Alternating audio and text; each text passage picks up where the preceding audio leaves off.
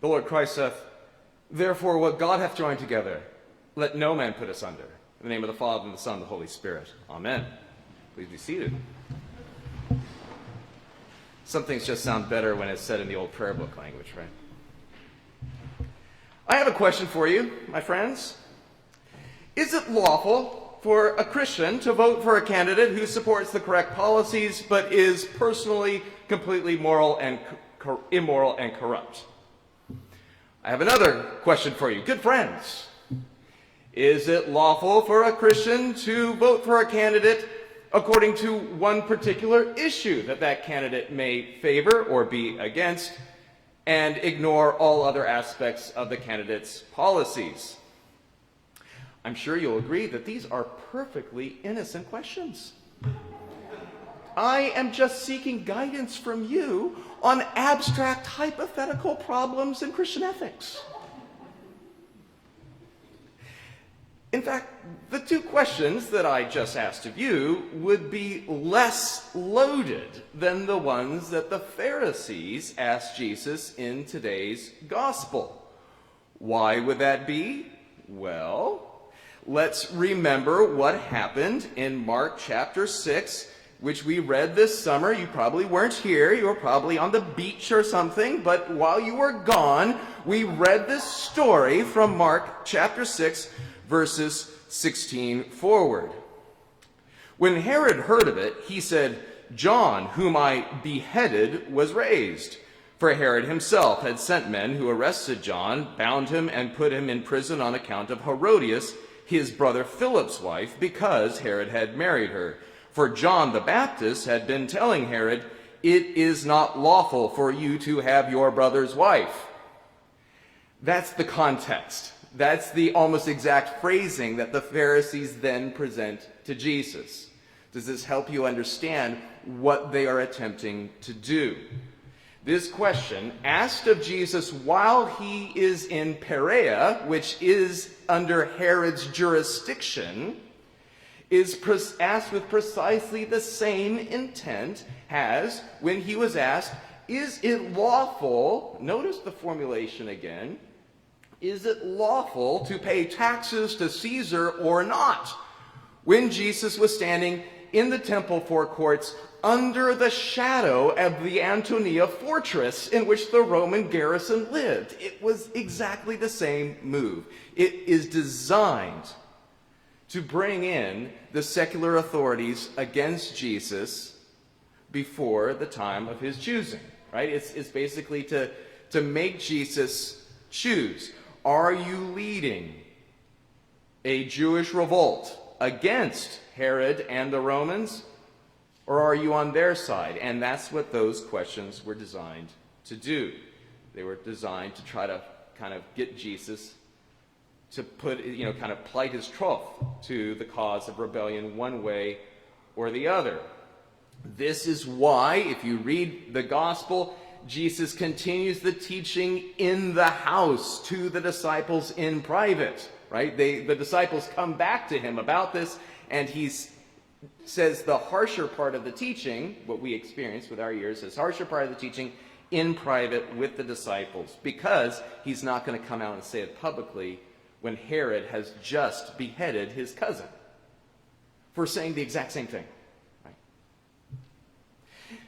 In other words, the question that's being asked of Jesus is a fundamentally political question, a community question, a vocation of the people of God. I'm sure in German there's like one word that says that, but a vocation of the people of God question, which needs to be kept in mind when we apply to our own lives, when we apply it to our own lives in the midst of our deep cultural confusion about gender and marriage, which has variously produced a perverse Roman legalism in which marriage is seen as essentially a contract with God as one of the parties, and so we have to have a court procedure to say, can it be annulled? Can we go back under the rules of contract law to evaluate what has happened in these two people's lives? That's been one response to our deep cultural confusion. Another response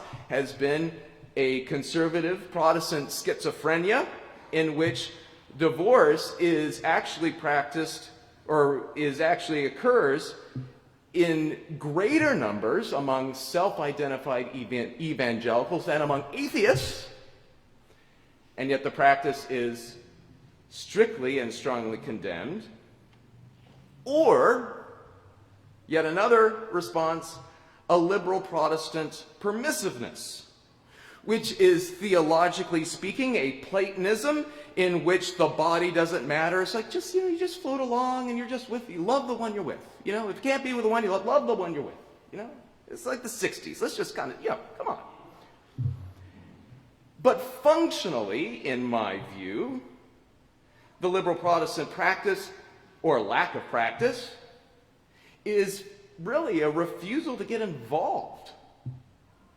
As long as you don't make an awkward situation for the rest of us. Can you just handle that? I mean, there are lawyers for that sort of thing. Can you just get that taken care of and then sort it out, then come back to us, because we don't want to deal with your problems. Right?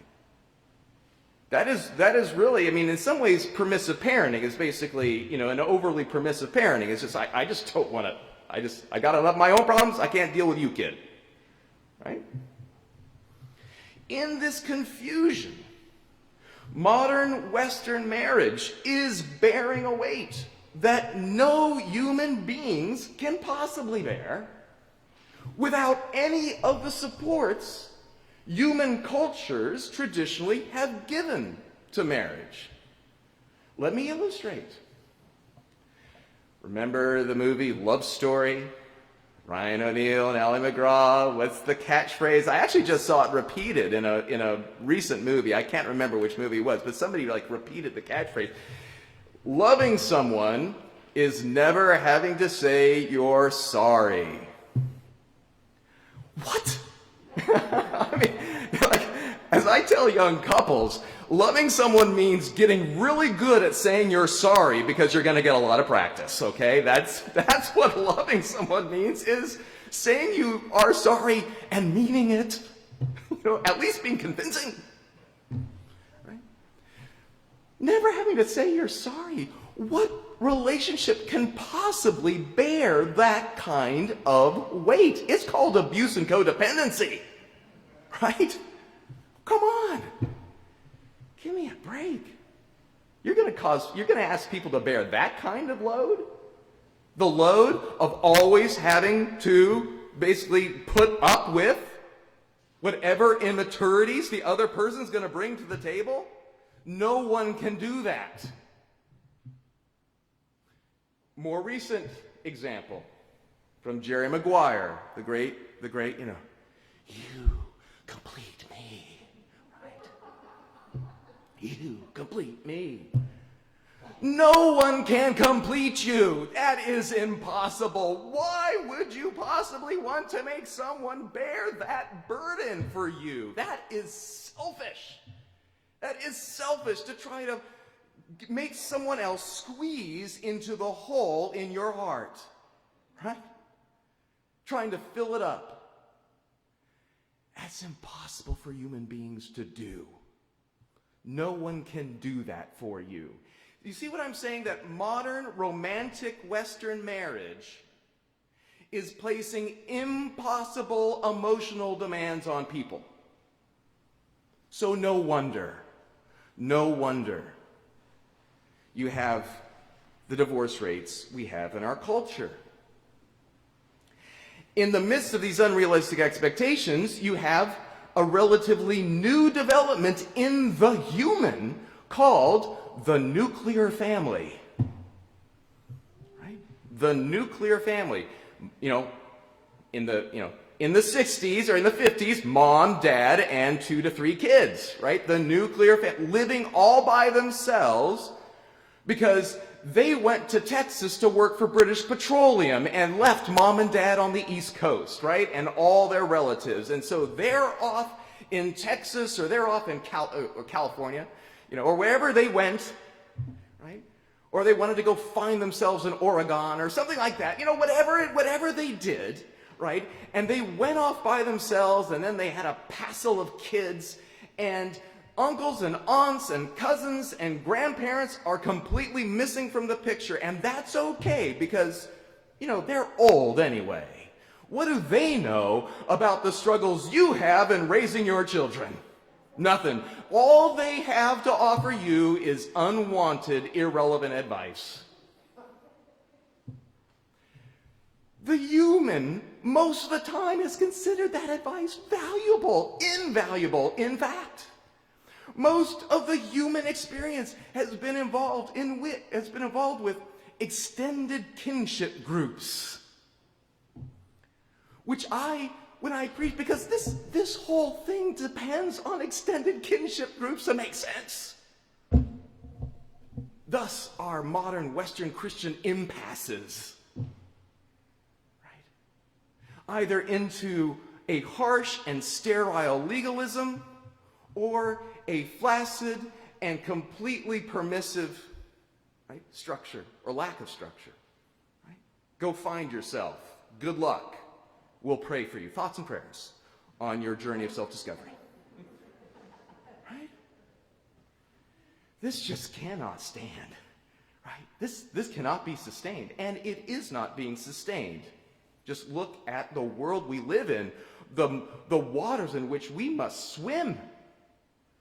It is not being sustained. So in the midst of this cultural confusion and impossible expectations and social poverty and ecclesiastical fecklessness, let's, just for kicks, follow along with Jesus' response to the Pharisees' question for the rest of my TED Talk today. Thank you for coming.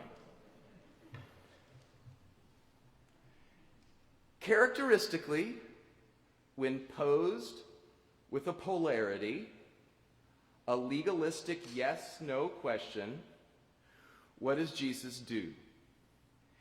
He points to a controlling story. He points to a narrative. Right?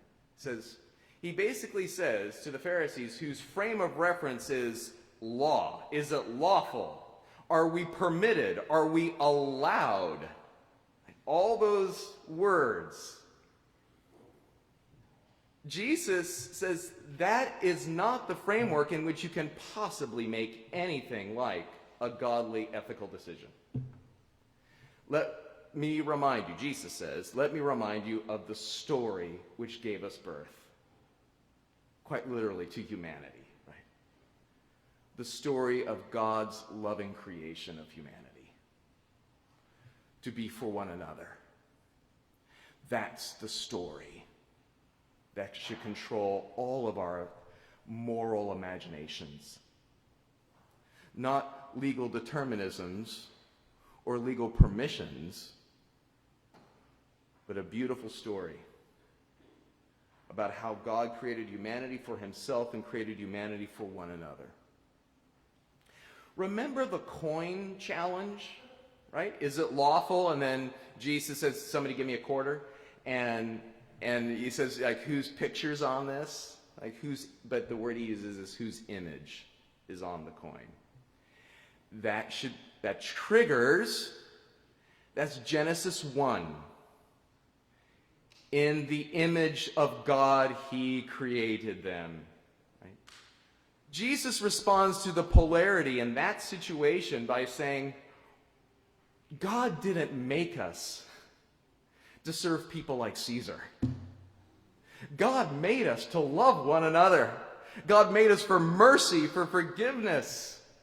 God made us to be in solidarity with those who are suffering. He did not make us to play Caesar's games like the one you're playing right now. We were made in the image of a loving, creating God. Let's start there, right? Let's begin at the beginning instead of at an end, right? When you begin at the end, all you're left with is polarity, yeses and nos, foreclosed possibilities. If you begin at the beginning, well, who knows where you might wind up? Who knows what creative possibilities there might be? Who knows how love might win?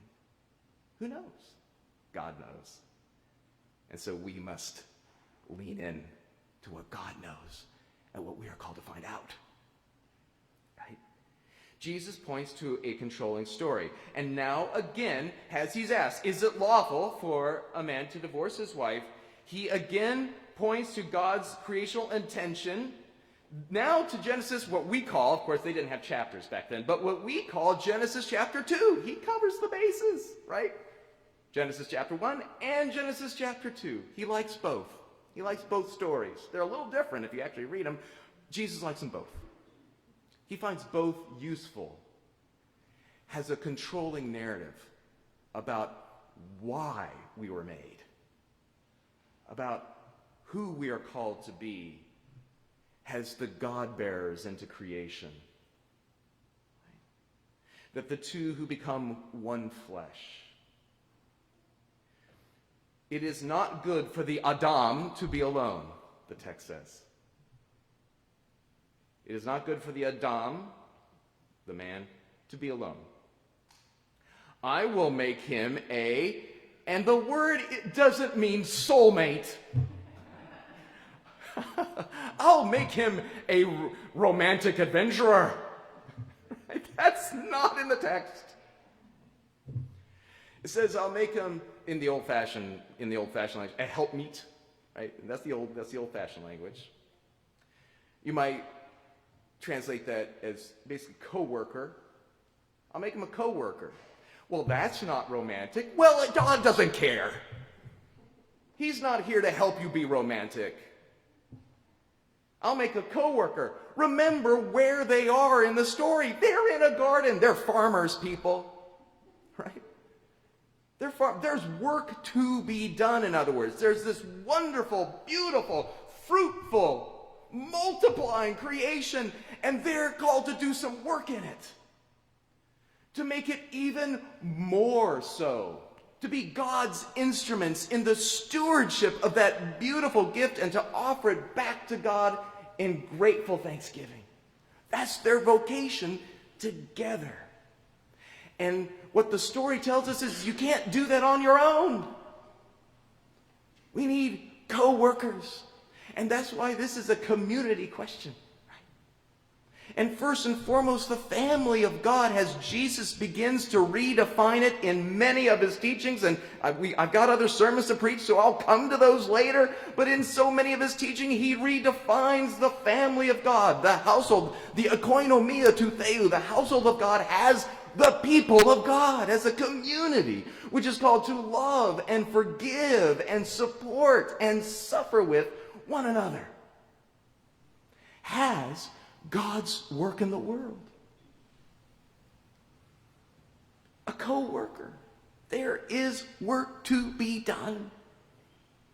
So, for us moderns, we need to hear Jesus say that marriage is not an arena for self-fulfillment or expression or discovery. The inevitable disappointments of that project lead to hardness of heart. Hardness of heart. Now again, scriptural trigger. Who was the original hardness of heart guy? Who had his heart hardened? Pharaoh. So basically what Jesus is saying is that when you play these games with each other, ultimately you wind up in a relationship where both of you or one of you is using the other person as a slave, as a means to your ends. And that's not what marriage is for.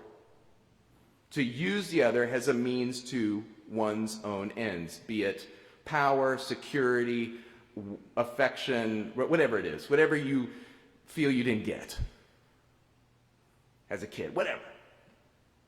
That's not what that other person is there for, at least as far as God is concerned.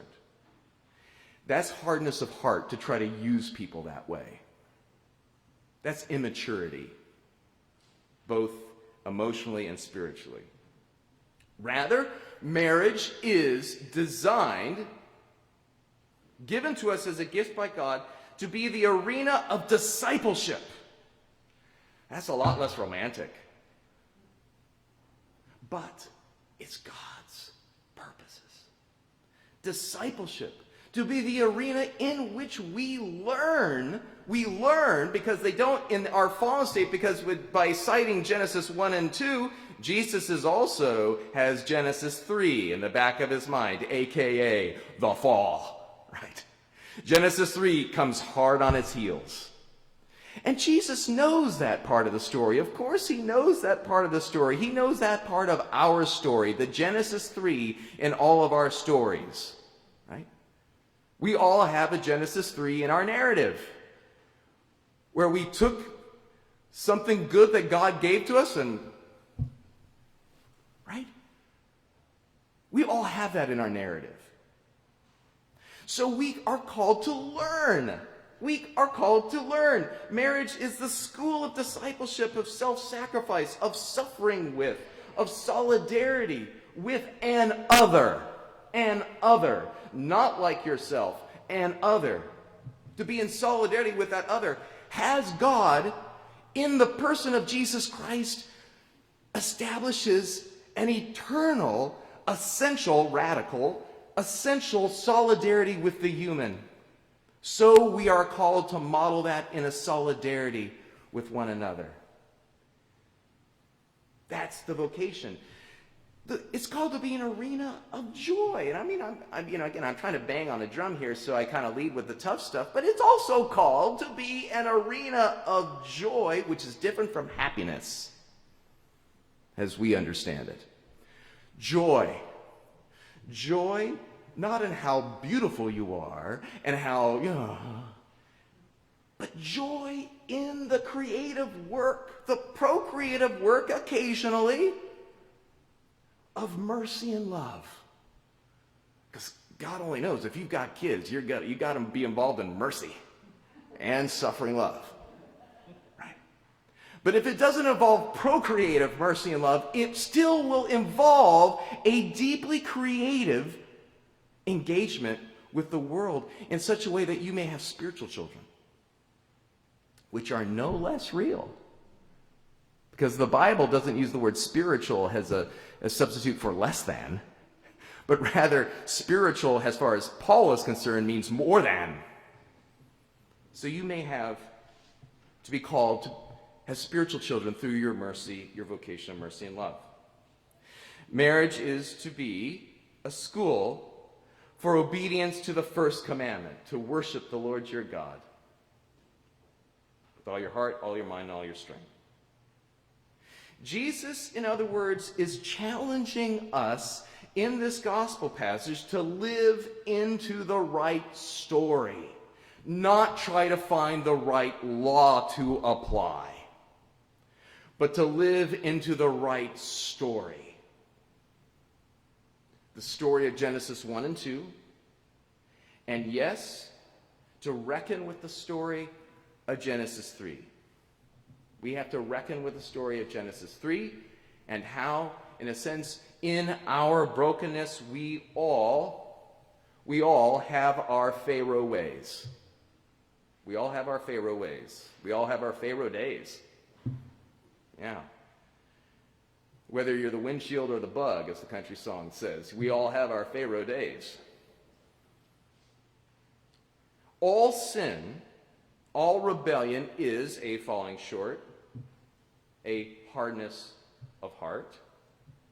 And that's part of our story, and we have to name that. We have to name that, yes, a relationship that begins in love and comes apart is not God's intention, right? God's intention is for people to come together, for people to love one another and suffer with one another and to forgive one another. That's the intention, but we have to reckon with Genesis 3 comes into it.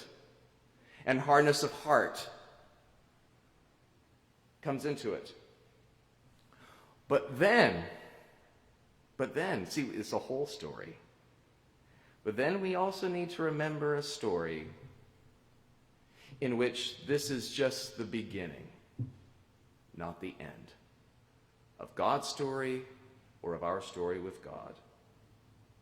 We need to remember a story about how God promises to take out our hearts of stone and put in hearts of flesh. As hard as our hearts are, God has promised to soften them, to turn them from stony ground into good earth, which can raise up an abundant crop of love and peace and joy. That's also part of our story. That's the story that Jesus came to tell in his own person, in which he accepts the consequences of Genesis 3 in his own person, and in his resurrection and gift of the Spirit fulfills God's promise to end our story on a happy note, right? To make our story a happy story. We need to remember then, right, in Genesis 3, we're all broken people. And so we need to reckon again with the teaching of Jesus that to divorce is to commit adultery. It is a moral failing. In a sense, it's a moral failing like war itself. Perhaps just in some circumstances, right? Perhaps just in some circumstances, if only we were as careful with our drone strikes as we are with our divorces. But always comes to us as a human response to brokenness and sin, to the challenge posed to us by the human situation. Remember what Jesus says here. It says Moses allowed. What does God want? Right? Moses focuses you on the law. But what is God's focus? In a sense, both divorce and war are always a reflection of the human failure to bear the image and to keep one flesh from becoming two. However, as long as we're talking about story, and I'm about to wrap it up, as long as we're talking about story, what does Jesus do with adulterers? Do you remember John chapter 8? So if you came this Sunday feeling like that little paragraph is aimed right between your eyes, remember the story. Don't live in a law. Live in a story. And the story has Jesus, God in person, saying, "Neither do I condemn you. Go and sin no more." Right? What does Jesus do with adulterers?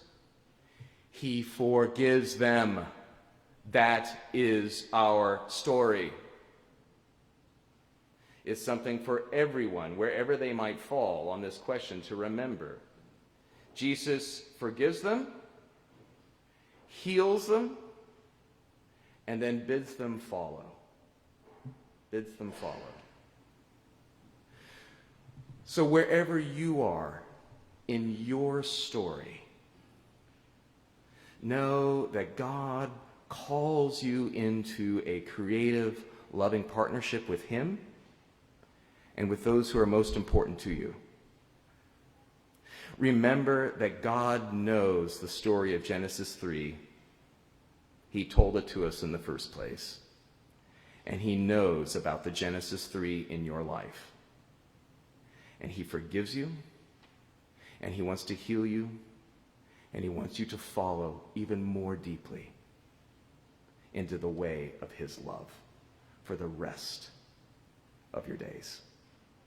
Amen.